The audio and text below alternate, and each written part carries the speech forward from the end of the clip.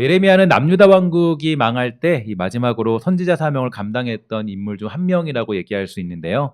그는 요시야 왕 이전부터 선지자의 역할을 해왔지만 그가 선지자로서의 일을 충분히 감당하게 된 시기는 요시야 왕 사후쯤이 된다라고 볼 수가 있게 됩니다.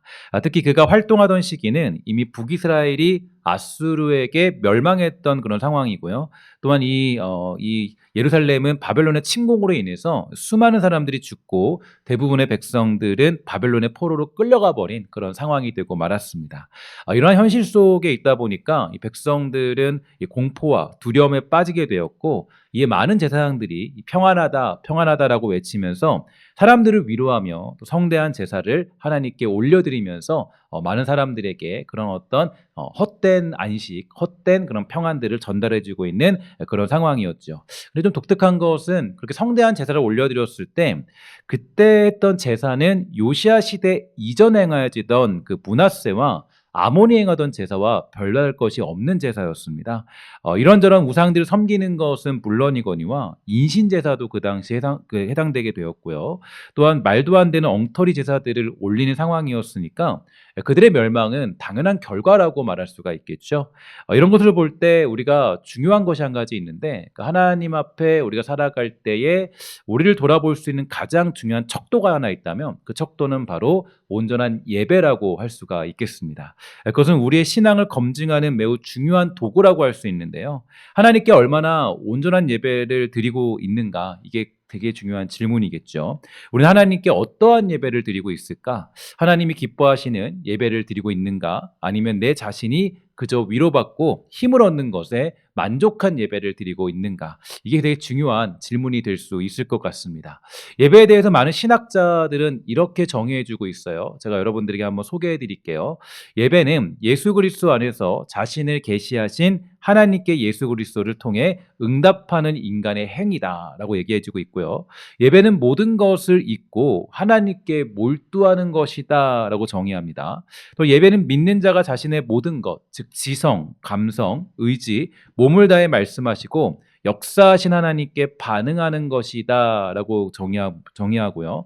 또 예배란 하나님이 제시하고 하나님이 가능하게 하신 방법으로 하나님과 관계를 맺는 것이다. 또 마지막으로 예배는 하나님의 구원의 이야기를 실행하는 것이다 라고 정의해주고 있습니다. 물론 수많은 정의들이 있겠지만 예배에 대해서 가장 중요한 것은 그것은 바로 하나님이 우리의 주인공이 될 수밖에 없다라는 것을 볼 수가 있는 대목이죠. 여러분들은 과연 지금 예배를 어떻게 정의하고 있습니까? 예배라는 것의 여러분들의 중심은 과연 어떤 것입니까? 하나님인가요? 아니면 나 자신인가요? 온전한 예배가 곧 우리의 신앙의 수준이고 앞으로 맞이하게 될 우리의 현실이 될 수 있는데요. 예레미야가 활동하던 시기에도 예배는 왕성하게 드려졌고요. 예배를 통하여서 많은 사람들이 위로받기를 갈망했습니다. 그러나 하나님은 그 예배를 통하여서 역사하지 않았다라는 건데 왜냐하면 그들이 드린 예배는 하나님이 기뻐하시는 예배가 아니었기 때문입니다. 한 책에 보니까 이런 말이 있더라고요. 교회가 사라지고 있다라는 말이 있는데요. 그러면 정말 교회가 사라지고 있을까요? 우리나라에는 아직도 여러 교회가 또 건재한 상태인데 왜 과연 교회가 사라지고 있다라고 평가하고 있을까요? 여기에 대해서 김승현 목사는 유럽의 많은 교회들을 예로 들면서 그 건재하던 교회들도 예배가 이런저런 모습들로 타협하다 보니까 결국에 온전한 예배를 드리는 교회가 사라지기 시작했고 그러다 보니 진정한 예배를 갈망하던 이들도 더 이상 생겨나지 않고 있다라고 평가해주고 있습니다. 오늘 우리가 드리는 예배, 또 하나님을 향한 예배, 이 예배가 오직 하나님께만 영광이 되는 예배가 되기를 소망하는 마음이 저와 여러분들에게 있게 되기를 주의 이름으로 간절히 부탁을 드리겠습니다. 정말 예레미야가 가장 가슴 아프게 지적하면서 외쳤던 것은 다른 것이 아니라 바로 온전한 예배를 드리는 모습이었습니다. 그래서 온전한 예배가 무너지고 처참하게 밟혀있던 그들의 모습들. 그는 절규했고 괴로워했고요. 주를 향하여 백성들을 향하여 그 슬픔을 토로했던 사람이 바로 예레미야 선지자였죠. 오늘 우리에게도 저는 그런 마음이 있게 되기를 간절히 소망합니다. 예배 가운데 과연 우린 진정한 예배자로 서 있는가? 하나님을 향한 마음을 가지고 있는가? 하나님을 만나고자 하는 마음을 가지고 있는가? 예배 가운데 내가 내 중심이 되어서 혹시라도 그냥 그저 위로받고 돌아가는 그런 예배로 전락해버리지는 않았는가? 온전한 예배를 드리면 우리가 굳이 무엇을 바라고 구하지 않아도 하나님께서 모든 것을 허락해 주시는 것 아니겠습니까? 하나님을 만나면 모든 것을 얻는 것이고 하나님과 온전히 통하면 우리는 모든 것을 누릴 수 있게 되는 은혜를 가질 수 있게 되는 것입니다. 그러니까 우리가 집중해야 될 것은 무엇이냐면 바로 하나님께 온전한 마음으로 예배하는 거예요. 하나님이 어떤 분이신지, 나에게 뭐라고 말씀하시는지, 지금 내가 하나님께 어떠한 영광을 올려드리는지. 사랑하는 우리 신성교회에서 드리는 예배가 온전한 예배를 드리는 기쁨이 있어서 이 예배로 말미암아 변화되는 역사와 기적이 우리 모두에게 일어나게 되기를 주의 이름으로 간절히 부탁을 드리고 소망합니다. 특히 예배는 여러분과 저의 삶의 기준, 또 그런 고민이 되어야 될 텐데요. 어떤 사람들은 인생의 기준이 자녀가 되기도 하고 물질이 되기도 하고 직장이 되기도 합니다. 그러나 하나님이 원하시는 사람은 예배가 인생의 기준이 되는 사람이에요. 그러니까 하나님은 그러한 사람들을 굉장히 기뻐하시죠. 인생에 고민이 있어야 됩니다. 그러니까 예배에 대한 고민이 있어야 되고 예배에 대한 어떤 우리의 삶의 기준들이 필요한데 예배에 대한 갈망, 나의 삶의 기준이 필요한 거죠. 어쨌든 이 하나님을 향한 온전한 예배가 무엇인지 우리는 늘 고민할 필요가 있고요. 예배야말로 우리들의 가장 큰 정체성이 되기 때문이겠죠. 오늘 우리가 보는 본문을 보면 예레미야는 아주 엄청난 슬픔과 괴로움에 처하여 있습니다. 눈이 눈물로 상하였다라고 고백하고요. 간과 심장이 녹는 것 같은 괴로움을 맞이하게 되었습니다. 왜냐하면 백성들이 망해버렸기 때문인데 어린아이와 아기들이 죽어가고 있는 그 참혹한 현장을 바라보고 있는 상황이고요. 예레미야는 이 창자가 끊어지는 고통을 느끼게 되었습니다.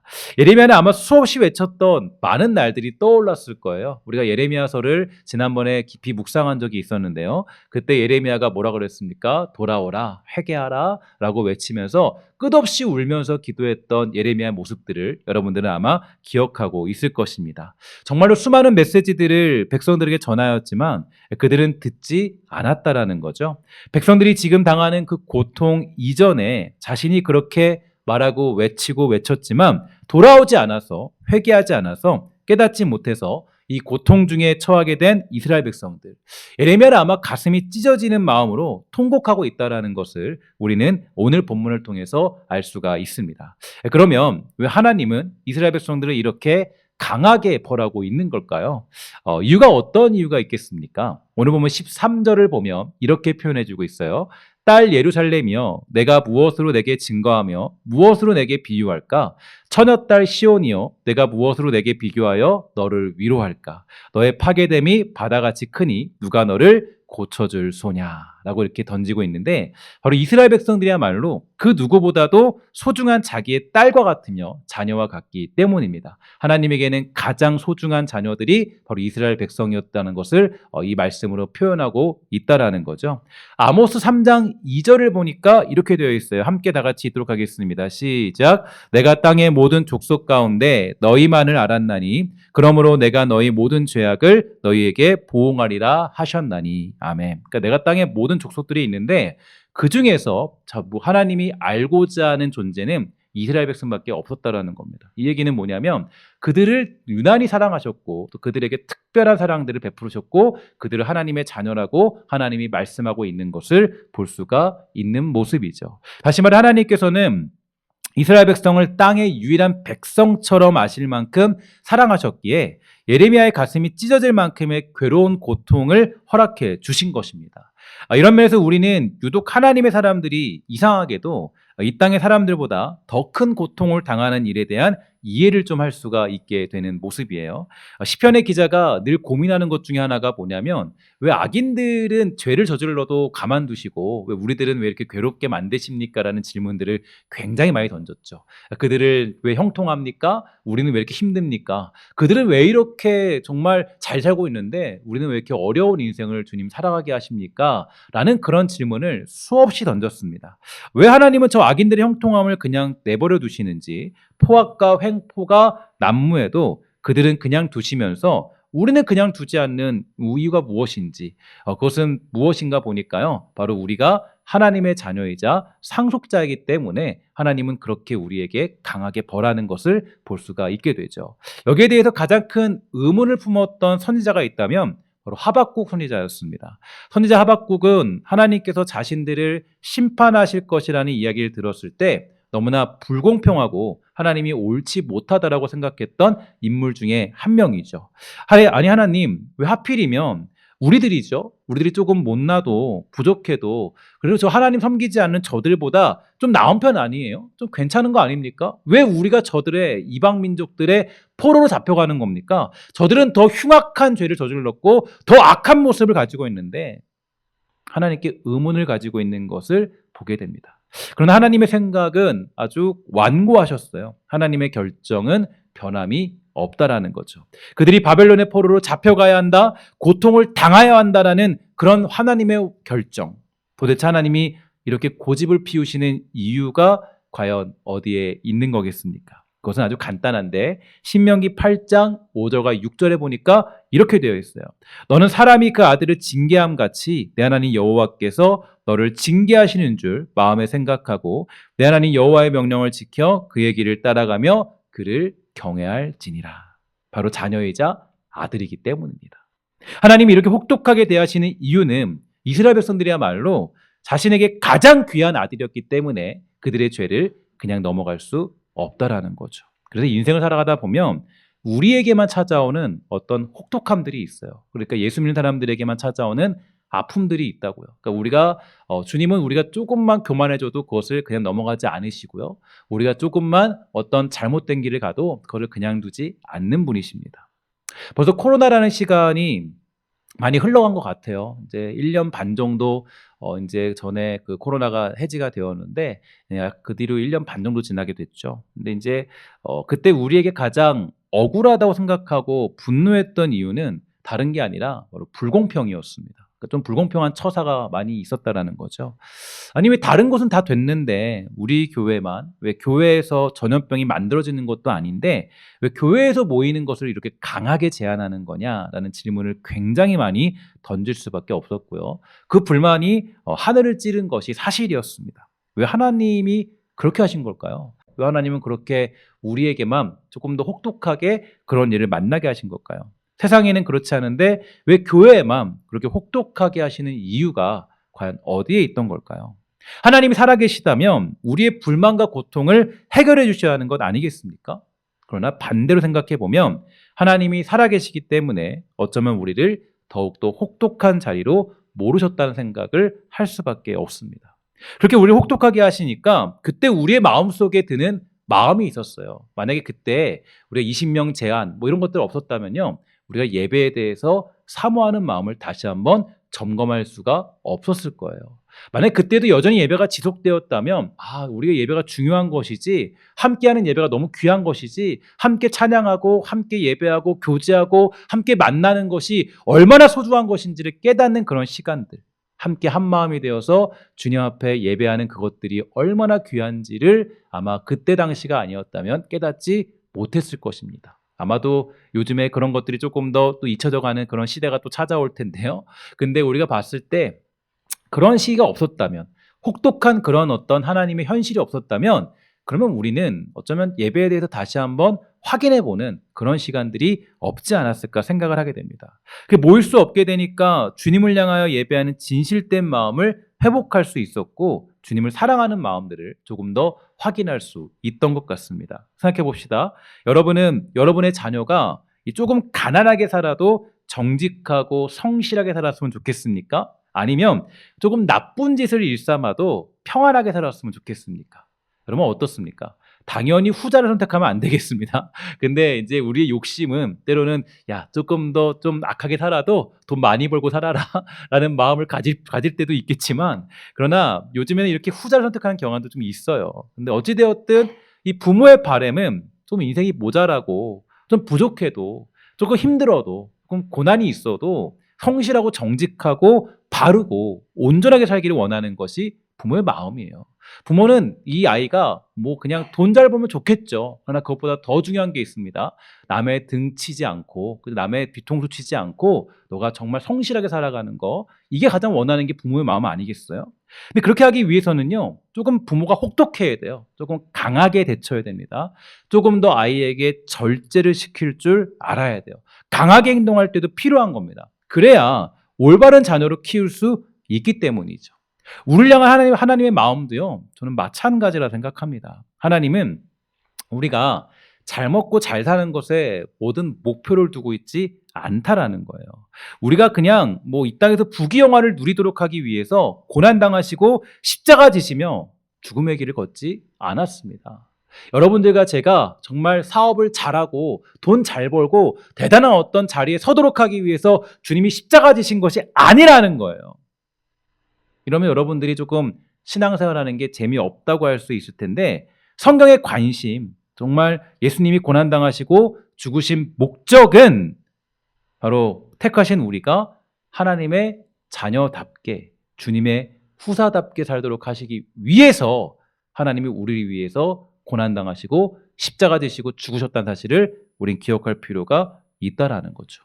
그러니까 고통이 따르기도 하고 광야길을 가기도 하고 때로는 혹독한 징벌을 하나님이 주기도 하는 이유가 바로 여기에 있는 거예요. 히브리서 12장 6절부터 7절에 보면 이렇게 얘기합니다. 너무 잘하는 말씀입니다. 함께 읽습니다. 시작. 주께서 그 사랑하시는 자를 징계하시고 그가 받아들이시는 아들마다 채찍질하심이라 하였으니 너희가 참음은 징계를 받기 위함이라. 하나님이 아들과 같이 너희를 대우하시나니 어찌 아버지가 징계하지 않는 아들이 있으리요. 아멘. 그러나 그 징계는 매우 무섭고 혹독합니다. 괴로워요. 하지만 그 징계야말로 우리가 하나님 아버지의 자녀라는 사실을 증명하는 가장 중요한 도구가 되더라는 거죠. 그리고 그 징계를 받을 때 비로소 우리는 다시 하나님을 찾는 자리에 서게 되고요. 성숙한 신앙인이 되어서 하나님의 자녀다운 인생길을 걷기 때문에 종종 우리는 하나님의 징계를 받는 자리에 있기도 하는 거예요. 그게 이상한 것이 아닙니다. 그리고 그 징계를 받을 때 우리가 취해야 될 모습에 대해서 오늘 본문 18절과 19절을 보면 이렇게 가르쳐주고 있습니다. 함께 다시 한번 읽도록 하겠습니다. 시작. 그들의 마음이 주를 향하여 부르짖기를 딸 시온의 성벽아 너는 밤낮으로 눈물을 강처럼 흘릴지어다. 스스로 쉬지 말고 내 눈동자를 쉬게 하지 말지어다. 초저녁에 일어나 부르짖을지어다. 내 마음을 주의 얼굴 앞에 물 쏟듯 할지어다. 갓길 어귀에서 줄여 기진한 내 어린 자녀들의 생명을 위하여 주를 향하여 손을 들지어다 하였도다. 아멘. 징계를 당할 때 혹은 우리가 광야에 처하였을 때 어떤 고난과 고통을 당하였을 때 문제를 만나면 우리가 취해야 될 자세가 바로 이런 자세입니다. 그들이 밤낮으로 눈물을 강처럼 흘리며 눈동자를 쉬게 하지 말라. 이 말은 어떤 의미일까요? 바로 하나님 앞에 드리는 회개의 진정한 모습이죠. 진정한 탄식입니다. 자신을 반성하고 돌아보는 그 모습을 의미하고 있는 거예요. 우리가 고통 중에 거한다면 그 고통으로 말미암아 주님이 우리에게 하고자 하시는 말씀이 무엇인지를 들어야 되는 것입니다. 빨리 들으면 들을수록 좋겠죠. 그리고 그 고통의 대부분은 우리의 부족함과 연약함, 나의 문제들을 드러내시는 하나님의 방법이 되는 것입니다. 또 본문에는 초저녁이라는 말이 나오는데요. 쉬운 성경으로 보면 일어나라, 부르짖어라, 밤새도록 시간을 알릴 때마다 부르짖어라 라고 해석하고 있는데, 다시 말해서 밤새워 기도해야 될 것을 명령하고 있습니다. 우리가 고통을 만나면 그 문제를 해결할 방법은 오직 하나님께 기도하는 일일 뿐이라는 거예요. 하나님께 온전히 회개하며 자복하는 마음으로 기도할 때 마음과 힘을 다하여서 주님을 부르짖을 때 비로소 우리는 나의 고통 중에 건짐을 받을 수 있다라고 예레미야는 선포해주고 있는 거죠. 오늘날 많은 그리스도인들이 이런저런 고통들을 만나게 됩니다. 그것이 징계인지 그것이 광야인지 그거는 우리가 다 알 수 없죠. 근데 중요한 게 있어요. 문제는 뭐냐? 고통과 아픔과 걱정과 근심과 염려가 있어도 기도하지 않는다라는 거예요. 아무리 아픈 일을 만나도 조금 고민스러운 일을 만나도 자녀가 걱정되어도 기도하지 않아요. 걱정은 많이 하지만 근심은 많이 하지만 기도할 수 없습니다. 자신을 돌아보거나 회개하지 않는다라는 거예요. 이스라엘 백성들도 마찬가지였습니다. 그들도 아주 엄청난 어떤 근심과 고민과 걱정을 만나게 됐죠. 그러나 그들이 결국에 바벨론 포로로 잡혀갈 수밖에 없던 이유는 그 자리까지 가야만, 거기까지 가야만 눈물을 흘리면서 기도할 수밖에 없기 때문에 하나님은 그들을 그 자리로 인도하신 거예요. 우리가 하나님 원하시는 건요, 작은 고통으로 말미암아 그 고통으로도 하나님 앞에 엎드려서 회개하기를 원하시는 분, 하나님 앞에 엎드려 기도하기를 원하시는 분인데, 작은 문제 가지고는 기도하지 않으니까 그 고통의 가중이 때로는 더 세질 때도 있게 되는 것입니다. 왜냐하면 하나님이 원하시는 건 우리가 그냥 뭐 건강하고 그냥 뭐 잘 먹고 잘 살고 이게 아니라 그랬죠. 원하시는 건 뭐예요?